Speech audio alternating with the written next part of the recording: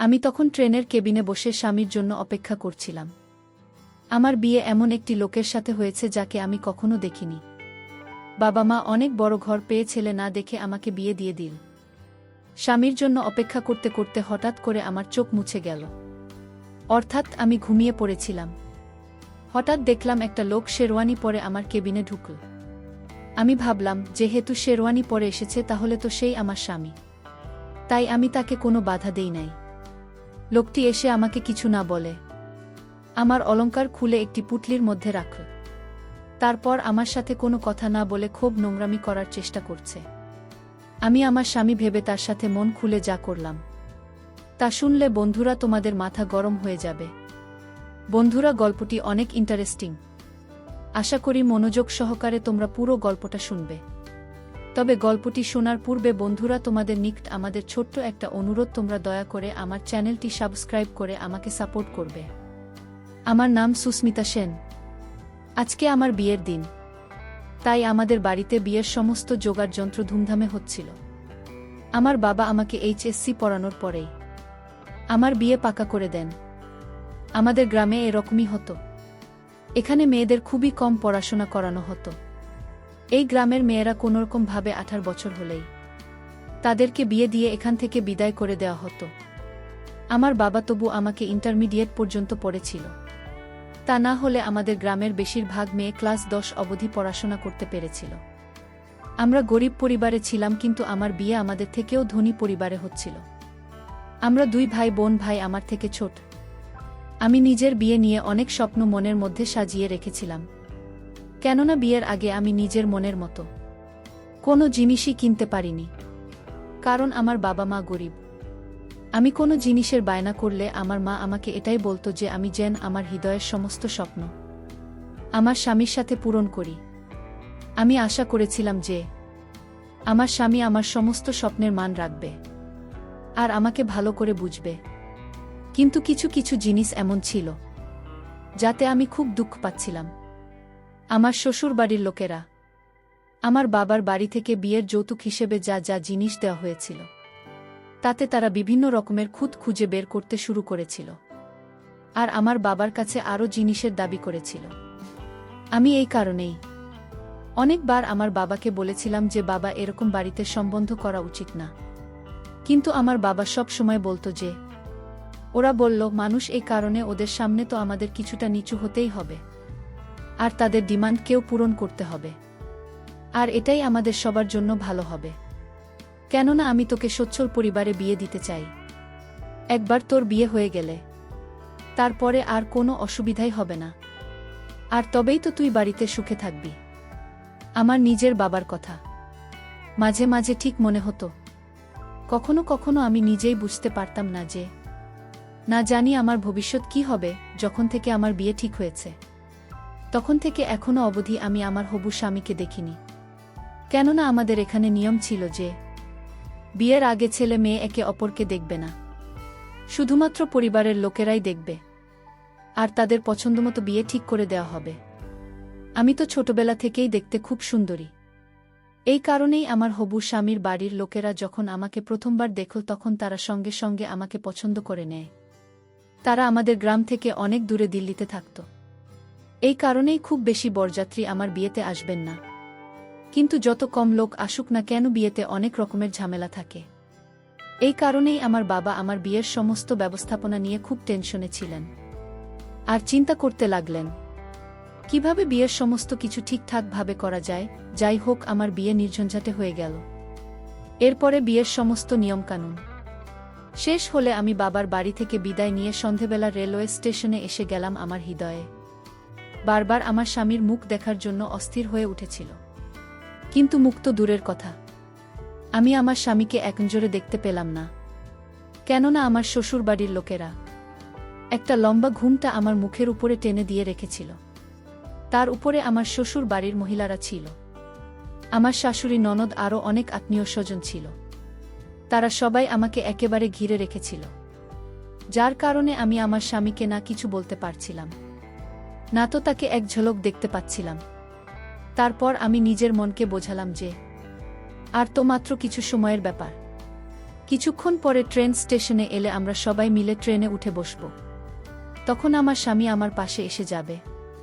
এই কারণে আমাকে আর মাত্র কয়েক ঘন্টা অপেক্ষা করতে হবে। এটুকু অপেক্ষা তো আমি করতেই পারি। আমি জানি আমার স্বামী আমাকে দেখার জন্য অস্থির হয়ে আছে, যেরকম আমি অস্থির হয়ে আছি। আমি মনে মনে খুশি ছিলাম যে আমার স্বামী যখন আমাকে প্রথমবার দেখবে তখন আমার সৌন্দর্য দেখে হতভম্ব হয়ে যাবে, আর না জানি সে আমার কত প্রশংসা করবে। আমি এই সমস্ত কথাই ভেবে ভেবে বারবার পুলকিত হচ্ছিলাম, আর মনে মনে খুব খুশি হচ্ছিলাম। কিছু সময় পরে আমাদের ট্রেন স্টেশনে এসে গেল, আর আমরা সবাই নিজেদের বুক করা ক্যাবে উঠে বসে গেলাম। এখনও আমার শাশুড়ি আর আমার নন্দ আমার সঙ্গে আঠার মতো লেগে রইল। আমার শাশুড়ি আমার কাছে এসে বসল আর বলতে লাগল, বৌমা, নিজের ঘোমটা সরিয়ে আমাকেও তো একটু নিজের মুখটা দেখাও। আমিও তো আমার হৃদয় ভরে আমার ছেলে সুমিতের নববধূকে দেখি। তার কথা শুনে আমি দীর্ঘশ্বাস ছেড়ে মাথা থেকে তাড়াতাড়ি করে নিজের ঘণ্টা মুখ থেকে উঠিয়ে দিলাম। কিন্তু আমি আমার চোখ নিচু করে রেখেছিলাম। আমার মুখ দেখে আমার শাশুড়ি কিছুক্ষণ হাঁ করে তাকিয়ে রইলাম। তারপরে সে আর যে সমস্ত আত্মীয়রা ছিল তারা বলতে লাগল, সমিতির মতো একদমই চাঁদের মতো হয়েছে, আমাদের সমিতির ভাগ্য খুলে গেছে। তার উত্তরে তাড়াতাড়ি করে আমার শাশুড়ি বললেন, কপাল তো এই মেয়ের খুলে গেছে, যে আমার 7 রাজার ধন আমার ছেলে সুমিতকে নিজের জীবনসঙ্গী হিসেবে পেয়েছে। না হলে তো কত ভালো ভাল মেয়ে আমার স্বামীর জন্য পাগল হয়েছিল। আমার শাশুড়ি আমাকে সুন্দর করে বোঝাতে লাগলেন যে, দেখো, আমার সুমিতের সবসময় খেয়াল রাখবে, আর ওর কোনো কথাতেই কখনো না করবেন না। ও যে রকম বলবে চুপচাপ সে রকম করে দেবে। ও এখন থেকে তোমার স্বামী, ওর সাথে মিলেমিশে থাকা তোমার কর্তব্য। এই কারণে ওর সঙ্গে ভালোভাবে থাকবে, বুঝেছ? আর সংসারের সমস্ত দায়িত্ব ভালোভাবে পালন করবে। বেশি ঢং ঢং দেখানোর কোনো দরকার নেই, কেননা আমাদের ওখানে মেয়েদের নতুন নতুন বাহানা কেউই দেখতে চায় না। এই কারণে তুমিও এই আশা করবে না যে তুমি সমিতির সঙ্গে যে কোনো করা করতে পারবে। যদি তুমি ওকে খুশি রাখো তাহলে ও তোমার খুব খেয়াল রাখবে। ব্যাস, আমি চুপচাপ নিজের মাথা নাড়িয়ে হ্যাঁ বলে দিলাম। কিছু সময় পরে আমার শ্বশুর আমাদের কেবিনে এসে পড়লেন, আর আমার শাশুড়িকে বলতে লাগলেন, যাক বাবা, খুব ভালো হয়েছে, যেসব কিছু খুব ভালোভাবে কেটে গেছে। আমার শাশুড়ি বলতে লাগলেন, হ্যাঁ, ভালো তো হয়েছে, ব্যবস্থাপনা ওর বাপ ঠিকঠাকই করেছিল, কিন্তু সে আমাদের জন্য যে কামরা বুক করে দিয়েছে এটা সস্তা মনে হচ্ছে। আরও একটু ভালো কেবিন যদি বুক করে দিত তাহলে তার কি এমন অসুবিধা হতো? এই কথা শুনে আমার শ্বশুর বলতে লাগলেন, আরে এখন ছাড়ো এসব কথা, কি তুমি সামান্য একটা জিনিস নিয়ে পড়ে রয়েছ? তখন আমার শাশুড়ি বলতে লাগলেন যে, আরে যেটা বলার মতো কথা সেটা তো বলতেই হবে। আমরা এত বড় ফ্যামিলির মানুষ, আমাদের কোনো জিনিসের কোনো অভাব হওয়া উচিত না। এখনও তো কাপড় চোপড় আর অন্যান্য জিনিসও দেখা বাকি আছে। যদি আমার কোনো জিনিসের গর্ব মনে হয় তাহলে আমি বাবাকে ডেকে সমস্ত উসুল করে নেব। আমার শাশুড়ির এই সমস্ত কথাতে আমার শ্বশুর হাতে মাথা নাড়িয়ে কেবিন থেকে বাইরে চলে গেল। এরপরে আমার শাশুড়ি নিজের মেয়ে মানে আমার নন্দকে বলতে লাগল, হ্যাঁ, যাই হোক না কেন, এখন এই মেয়েটা আমাদের বাড়ির বউ, আমাদের সম্মান কি আর করা যাবে? যেমনই হোক না কেন আমাদের একে নিজের করে নিতে হবে।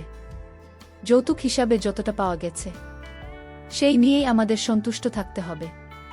নিজের শাশুড়ির মুখ থেকেই সমস্ত কথা শুনতে আমার খুব খারাপ লাগছিল, কিন্তু আমি তাকে কিছু বলতে পারছিলাম না। সমস্ত বিষয় সহ্য করে আমি চুপচাপ বসে রইলাম। তারপরেও আমার শাশুড়ি বলতে লাগল, বোমা, আমার পায়ে খুব ব্যথা করছে, নাও তাড়াতাড়ি করে আমাকে একটু মেসেজ করে দাও তো।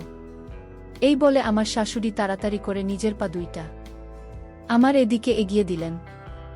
আমিও চুপচাপ তাকে মেসেজ করতে লাগলাম, আর সে খুব আরামে নিজের মাথা এলিয়ে চোখ বন্ধ করে ঘুমোতে লাগলেন। আমি মনে মনে ভাবতে শুরু করেছি যে কোথায় আমি নিজের স্বামীর সাথে দেখা করার স্বপ্ন দেখছিলাম, কিন্তু এই লোকেরা তো আমার পিছনেই ছাড়ছে না। এখন অনেক রাত হয়ে গেছে, কিন্তু তারপরেও লোকেরা আমার কাছ থেকে বাইরে যাওয়ার নাম অবধি নিচ্ছে না। কিন্তু তারপর আবার ভাবলাম আমাকে সমস্ত কিছুর অভ্যাস করে নিতে হবে। কেননা আমাকে এদের সাথে সারা জীবন কাটাতে হবে। যাই হোক, কিছু সময় পরে আমার শাশুড়ি বলতে লাগলেন, চলো, অনেক সেবা করে ফেলেছ, এখন আমাকে ছেড়ে দিয়ে আমার ছেলের সেবা করো গিয়ে। এরপরে আমার শাশুড়ি আমাকে বলতে লাগলেন যে, দেখো, নিজের এই সমস্ত গয়নার খেয়াল রেখো, একটা গয়নাও এদিক ওদিক হওয়া চাই না। এটুকু বলেই তিনি কেবিন থেকে বাইরে বেরিয়ে গেলেন। তিনি চলে যাওয়াতে আমি শান্তির নিঃশ্বাস নিলাম। এখন রাত অনেক হয়ে গেছে। আমি চুপচাপ নিজের ঘোমটা তুলে নিজের চুল খুলে দিলাম আর জানলার পাশে বসে পড়লাম। ঠান্ডা হাওয়া আর বাইরের সৌন্দর্য দেখে আমার ভিতরে ভিতরে খুব শান্তি অনুভব হচ্ছিল। ট্রেন নিজের গতিতে চলতে শুরু করেছিল। আমি জানলা দিয়ে বাইরে তাকিয়ে দেখলাম ঘন জঙ্গল, তার উপরে পূর্ণিমার চাঁদ যেন স্বর্গের মতো মনে হচ্ছিল। আমি কিছু সময় চুপচাপ বাইরের দৃশ্য দেখতে লাগলাম আর গুনগুন করে গান গাইছিলাম। এরপরে আমার হঠাৎ করে খেয়াল যে অনেক সময় পার হয়ে গেছে, কিন্তু আমার স্বামী এখনো অবধি আমার কাছে কেন আসছে না, আমি সমস্ত কিছুই ভাবছিলাম। তখনই আমার কেবিনের দরজায় কারো আসার শব্দ শুনতে পেলাম। আমি বুঝে গেলাম যে আমার স্বামী আসছে। আমি তাড়াতাড়ি সোজা হয়ে বসে পড়লাম আর নিজের ঘুমটা আস্তে আস্তে করে মাথায় উঠিয়ে দিলাম। আমার স্বামী ভেতরে এসে পড়ল। এরপরেও নিজের মুকুট খুলে এক সাইডে রাখুন। আমার মনে হয়েছিল ও আমাকে কোনো না কোনো কথা তো অবশ্যই বলবে, আর আমি প্রথমবার নিজের স্বামীর গলার আওয়াজ শুনতে পাব। আমি চুপচাপ মাথা নিচু করে বসে রইলাম। সে নিজের পাঞ্জাবি খুলে আমার সামনের সিটে রেখে দিল। তারপরে চুপচাপ আমার পাশে এসে বসে পড়ল। এরপরে সে আস্তে আস্তে আমাকে ছোঁয়ার চেষ্টা করল আর আমার চুলকে এক সাইডে করে দিল। তার এরকম করাতে আমার মধ্যে একটা অদ্ভুত রকমের ঢেউ খেলে গেল। আমার এরকম মনে হচ্ছিল যে আমি যেন কারেন্টের শক খেয়েছি। লজ্জায় আমার চোখ বন্ধ হয়ে গেল। আমি ভাবতে লাগলাম, এটা কি, এত আসার সাথে সাথে সবকিছু করতে শুরু করে দিয়েছে। আমার তো মনে হয়েছিল যে এ আমার সাথে কিছু সময় কথা বলবে, তারপরে কিছু সময় আমার প্রশংসা করবে, কিন্তু এ তো এরকম কিছুই করল না, এসেই শুরু করে দিল। তখন আমি ভাবলাম, হয়তো হতে পারে যে আমার স্বামী আমার জন্য খুব বেশি অস্থির হয়েছিল, এই কারণেই ওদের সহ্য করতে পারছে না। এরপরে আমার স্বামী আমাকে ঘুরিয়ে তার দিকে বসা আর আমার মুখ নিজের দুহাতে নিয়ে খুব গভীরভাবে দেখতে লাগল। আমি মুখে হালকা হাসি নিয়ে আস্তে আস্তে আমিও নিজের চোখ উঠলাম আর এক নজর নিজের স্বামীর দিকে তাকালাম। যখন আমি আমার স্বামীকে দেখলাম তখন তাকে দেখে আমার মন খুব খুশি হয়ে গেল, কেননা আমার স্বামী দেখতে খুব হ্যান্ডসাম। যেরকম আমি মনে মনে চাইতাম সে একদম সেরকমই ছিল। এটা দেখে আমি খুব খুশি হয়েছিলাম যে সে কম ভগবান আমাকে মনের মতো একজন জীবনসাথী দিয়েছেন, না তো শুধু দেখতে ভালো ছিল, বরং ওর হাইট, শরীর স্বাস্থ্য খুবই ভালো ছিল। ওর পেশিবহুল শক্তিশালী হাত আমাকে ভিতরে ভিতরে অস্থির করে তুলেছিল। এরপরেও আমার শরীর থেকে এক এক করে গহনা খুলতে লাগল। এরপরে সেগুলোকে একটা কাপড়ের পুটলিতে করে এক সাইডে রেখে দিন। এই অনুভব আমি ভাষায় প্রকাশ করতে পারব না।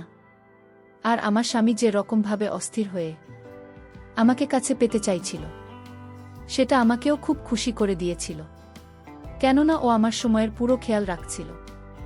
আমি খুব খুশি হয়েছিলাম আর আমিও আমার স্বামীর সাথে সম্পূর্ণরূপে সাথ দিয়েছিলাম। এদিকে ট্রেন খুব স্পিডে ছুটছিল আর ওদিকে আমরা আমাদের কাজে জমেছিলাম।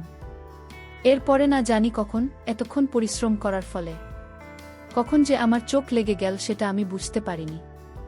সকালের দিকে আমার কামরার বাইরে হালকা হালকা কথা বলার আওয়াজ শুনতে পাচ্ছিলাম, যেটা শুনে আমি তাড়াতাড়ি করে উঠে বসে পড়লাম। এরপর আমি লক্ষ্য করে দেখলাম যে আমার স্বামী কেবিনের মধ্যে নেই। আমি বুঝে গেলাম যে ও হয়তো ফ্রেশ হওয়ার জন্য বাথরুমে চলে গেছে। আমি তাড়াতাড়ি করে নিজের কাপড় বদলালাম আর নিজেকে ঘোমটায় ঢেকে নিয়ে যখন বসলাম, তখনই আমার শাশুড়ি নন্দ আর আমার শ্বশুর হন্তদন্ত হয়ে আমার ক্যাবিনের মধ্যে ঢুকে পড়ল। প্রথমে তো আমি কিছুই বুঝতে পারছিলাম না যে কি হয়েছে, তাই আমি তাড়াতাড়ি করে তাদের কাছে জিজ্ঞেস করলাম যে কি হয়েছে। তখন আমার শাশুড়ি বলতে লাগলেন যে, তোমার সমস্ত গহনা ঠিকঠাক আছে তো? হঠাৎ তার মুখে এই রকম কথা শুনে আমি হতবাক হয়ে গেলাম। কেননা এই সময় শুধুমাত্র একটা লোক ছাড়া আমার শরীরে আর কোনো গহনা ছিল না। কেননা আমার স্বামী রাতের বেলা আমার সমস্ত গহনা খুলে খুলে ফেলেছিল।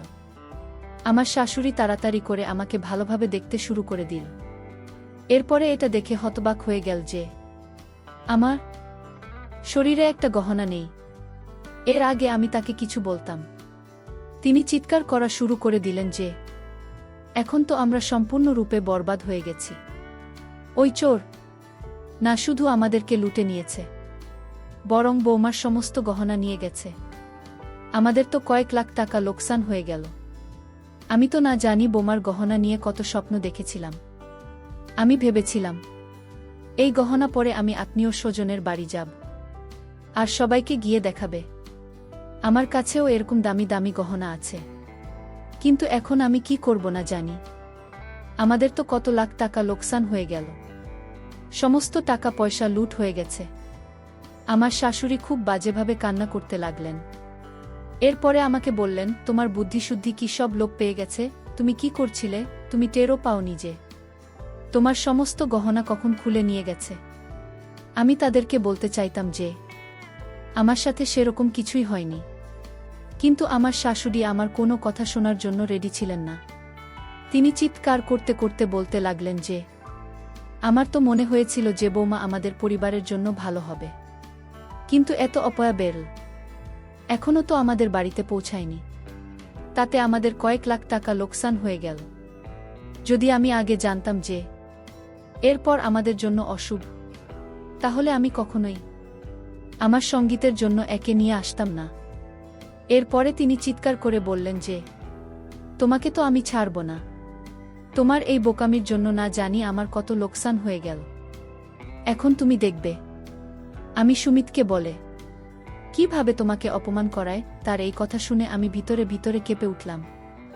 আমি মনে মনে ভাবতে লাগলাম যে আমার স্বামী হয়তো আমার শাশুড়ির কথা শুনে আমার সাথে খারাপ ব্যবহার করবে।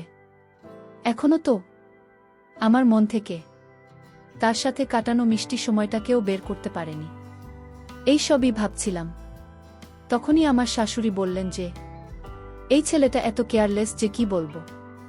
তখনই দুইটা লোক আমার ক্যাবিনের মধ্যে ঢুকল, যার মধ্যে একজন লোকের গায়ে তো শুধু একটা গেঞ্জি ছিল, আর দ্বিতীয় লোকটার গায়ে কোনো কাপড়ই ছিল না, আর সে ঠিকভাবে হাঁটতেও পারছিল না। তাকে দেখে মনে হচ্ছিল যে সে মদের নেশায় পুরোদমে চুর হয়ে আছে, কেননা সে ঠিকঠাকভাবে দাঁড়াতেও পারছিল না। তখনই আমার শাশুড়ি একটা লোককে বলতে লাগল, একে তোমরা কোথায় পেলে? তখন ওই লোকটা বলতে লাগল যে আরে এ তো বাথরুমের মধ্যে এরকম অবস্থায় পড়েছিল, ওই চোরে কেউ ছাড়েনি। এর কাপড় খুলে নিয়েছে, আর এর দামি শেরওয়ানিও খুলে নিয়েছে। যেটা আমরা এর জন্য কিনেছিলাম সেই চোর সেই শেরওয়ানিটাও নিয়ে পালিয়ে গেছে। আমি এসব শুনেছি। আমি তখনই আমার শাশুড়ি ওই লোকটাকে বলতে লাগল যে দেখ সমিত, তো নতুন বউ কতটা বোকামতো কাজ করেছে। এর নিজের সমস্ত গহনা ওই চোরের হাতে তুলে দিয়েছে। যখন চোর গহনা চুরি করে নিয়ে যাচ্ছিল তখন তো এর চিৎকার চেঁচামেচি করা উচিত ছিল, কিন্তু এ তো না জানি কি ঘুমিয়েছিল যে ও কিছু টের পায়নি। আমার শাশুড়ির মুখ থেকে এই কথা শুনে আমি তো হতভম্ব হয়ে আস্তে আস্তে নিজের চোখে উঠিয়ে সেই লোকটাকে দেখলাম, যাকে আমার শাশুড়ি সমিত বলে ডাকছিল। লোকটার চেহারা দেখেই আমার তো মাথা ঘুরে গেল, কেননা যাকে তিনি সমিত আর আমার স্বামী বলছেন সে তো সেই লোক না যে আমার সাথে কালকে রাতে বাসর রাত কাটিয়েছে, আর যাকে আমি নিজের স্বামী ভেবে আমার সমস্ত কিছু গুছিয়ে দিয়েছি। এ তো একটা মোটাসোটা দেখতে লোক ছিল, যে কিনা নিশাতে মাতাল হয়ে আছে। একে দেখেই আমার সমস্ত স্বপ্ন ভেঙে চুরমার হয়ে গেল। সাথে সাথে আমি এটা ভেবে চিন্তায় পড়ে গেলাম যে যদি এদের মধ্যে কেউ একথা জানতে পেরে যায় যে ওই চোর আমার সাথে সেই সব কিছুই করেছে যেটা এদের ছেলের করার কথা ছিল, তাহলে না জানিয়েই লোকেরা আমার কি অবস্থা করত। তখনই ওই লোকটা বলতে লাগল, সানি তো সারা রাত বাথরুমে পড়েছিল, এ তো নতুন বউয়ের কাছে আসেনি। এ কথা শুনেই আমার শ্বশুর সঙ্গে সঙ্গে সানির গালে থাপ্পড় মেরে বললেন, এই ছেলেটা কখন শোধ হবে না? আরে কমপক্ষে কিছুটা তো লজ্জা কর। কালকে রাত তোর বোমার সাথে বাসর রাত ছিল। কালকে তো কমসে কম বোমার খেয়াল রাখা উচিত ছিল। কিন্তু তুই তো নেশা এত আসক্ত হয়ে পড়েছিল যে নেশা ছাড়া তুমি কিছুই দেখতে পাস না। তুই একবারও বোমার ব্যাপারে ভাবিস নিজে সারারাত তোকে ছাড়া তার একলা কিভাবে কাটবে। বোমা কতটা অধীর আগ্রহে তোর জন্য অপেক্ষা করছিল। কিন্তু তোর তো কারো কোনো চিন্তাই নেই। এই সমস্ত কিছু তোর মায়ের তোকে বেশি আশকারা দেবার ফল, যার কারণে তুই কারো কোনো কথা শুনিস না। আমার শ্বশুর এটুকু বলার সাথে সাথে আমার শাশুড়ি শ্বশুরের উপর চিৎকার করে বলতে লাগলেন যে, খবরদার, তুমি যদি আমার ছেলেকে কিছু বলো তাহলে ভালো হবে না। ওর কি ভুল ছিল? ভুল তো এই মেয়েটা করেছে। ও যদি সমস্ত জিনিসের খেয়াল রাখত তাহলে আজকে আমাদের লাখ টাকার লোকসান হতো না। আমি মনে মনে ভাবতে লাগলাম যে আসলে এই এক রাতে আমার সাথে কি থেকে কি হয়ে গেল। চোখ শুধুমাত্র আমার গয়নাও নিয়ে যায়নি, সঙ্গে আমার যত নিয়েছে। তার উপরে আমার কপালে এত খারাপ শ্বশুরবাড়ি আর এত জঘন্য স্বামী উঠেছে যে কি বলবো। তখন হঠাৎ আমার খেয়াল যে ওই চোর যখন আমার গহনা খোলা ছিল তখন সে একটা ছোট পুটলির মধ্যে সেগুলো রেখেছিল। হয়তো সেই কারণেই এরকম করছিল, যাতে আমার সাথে সবকিছু করার পরে সে ওই পুটলিটা চট করে নিয়ে সেখান থেকে চুপচাপ চলে যেতে পারে। আমি এদিক ওদিক ভালোভাবে দেখে তারপরে নিচু হয়ে তাড়াতাড়ি করে ওই কাপড়টাকে টানলাম। সেটা সেই পুটলিটা ছিল যার মধ্যে সেই চোর আমার সমস্ত গহনা রেখেছিল। আমি যখনই ওই পুটলিটা খুললাম তখন এর মধ্যে থেকে আমার সমস্ত গয়না বেরিয়ে এল। যখন সেই গহনাকে বের করে আমি দেখলাম তখন আমার শাশুড়ি একটা লোভী শিয়ালের মতো তাড়াতাড়ি করে ওই সমস্ত গহনা আমার হাত থেকে ছিনিয়ে নিল, আর তার চোখ লোভে চকচক করে উঠল। এরপরে সে খুশি হয়ে বলতে লাগল, আরে বাহ, গয়না তো চোর নিতে পারেনি। আমার শাশুড়ি বলতে লাগলেন, আমি এতক্ষণ ধরেই তাতে মরেই যাচ্ছিলাম যে আমার লাখ টাকার গয়না চুরি নিয়ে গেছে। কিন্তু কপাল ভালো যে এই লাখ টাকার গয়না কিছুই হয়নি। আমি ভাবতে লাগলাম, আমার বাবার এত কষ্টে বানানো এই গহনার উপরে এই মহিলা কিরকম নির্লজ্জের মতো নিজের অধিকার ফলাচ্ছে। তারপরে তিনি আমার দিকে তাকিয়ে রাগী স্বরে বলতে লাগলেন যে, যখন তুমি জানতে এই গয়না তুমি আগের নিচে লুকিয়ে রেখেছ, তাহলে আমাকে এতক্ষণ ধরে বলনি কেন? আমি কখন থেকে এর জন্য এত টেনশন করছিলাম যদি আমার হার্ট অ্যাটাক হয়ে যেত। তারপরে কি তুমি গয়নার কথা বলতে? আমি আস্তে আস্তে বললাম, মা, আমি তখন থেকেই আপনাকে বলার চেষ্টা করছিলাম, কিন্তু আপনি তো আমাকে বলার মতো সুযোগই দেননি। আমার এই কথা শুনে আমার শাশুড়ি বলতে লাগলেন, তুমি এখনই আমার মুখে মুখে কথা বলছ। খবরদার, যদি আমার কথার উপর তুমি কথা বল তাহলে ভালো হবে না। আমার শ্বশুর তাড়াতাড়ি করে আমার পক্ষ নিয়ে বললেন যে, এতে বোমা কি এমন ভুল কথা বলেছে? তুমি এতক্ষণ ধরে কথা বলতে দিচ্ছিলে কাউকে? তুমি তো একাই বকবক করে যাচ্ছিলে। যাই হোক, তুমি দেখো যে কত বুদ্ধিমান বোমা পেয়েছি আমরা। এর আগে নিজের সমস্ত গহনা খুলে এক সাইডে যত্ন করে রেখে দিয়েছিল। যদি এরকম না করত তাহলে হয়তো ওই চোর এই সমস্ত গয়না নিয়ে পালিয়ে যেত। শ্বশুরের এই কথা শোনার পরে আমার শাশুড়ি চুপচাপ আমার দিকে দেখতে লাগলেন। এরপরে আমার শাশুড়ি আবার বলতে লাগলেন, এখন যা হওয়ার ছিল তা হয়ে গেছে। টাকা পয়সা কাপড় চোপড়ের লোকসান তো হয়ে গেছে। এখন কি করা যাবে? কিন্তু এই সমস্ত কিছু এই অপমানের কারণেই হয়েছে।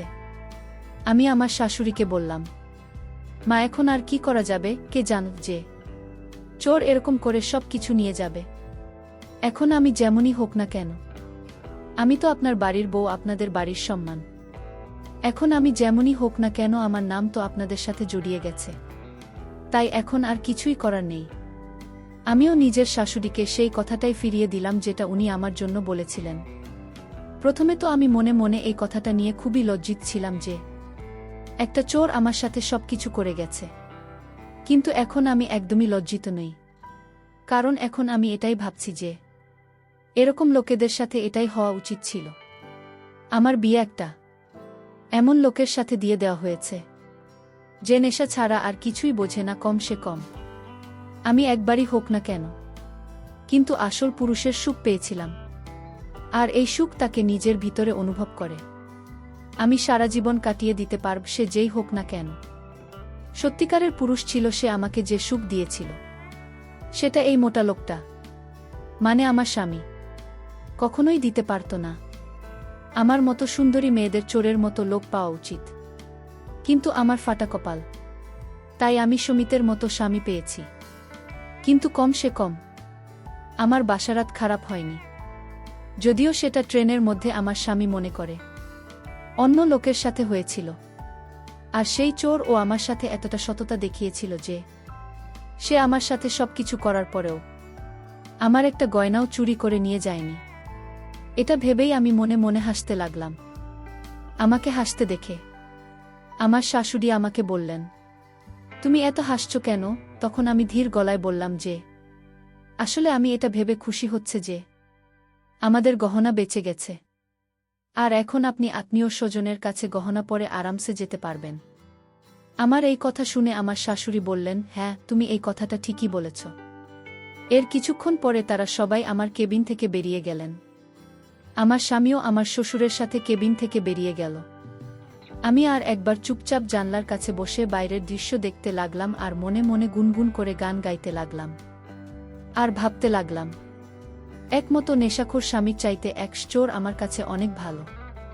কারণ চোর তার নিজের হাতে সবকিছু খুলে বসে আমাকে মজা দিয়ে চলে গেল, কিন্তু তার লাখ টাকার জিনিসের প্রতি কোনো লোভ নাই। কি অসাধারণ ছোড়ে সে ছিল আমার জীবনের প্রথম বর্ষার রাতে। বন্ধুরা, ঘটনাটি এখন আমি অনেক মিস করি আর ভাবি কখন আসবে আমার জীবনে আর একটা সেরকম চোর, যে চোরের দেওয়া সুখ এখনও আমি ভুলতে পারিনি। বন্ধুরা, আজকে এই পর্যন্তই।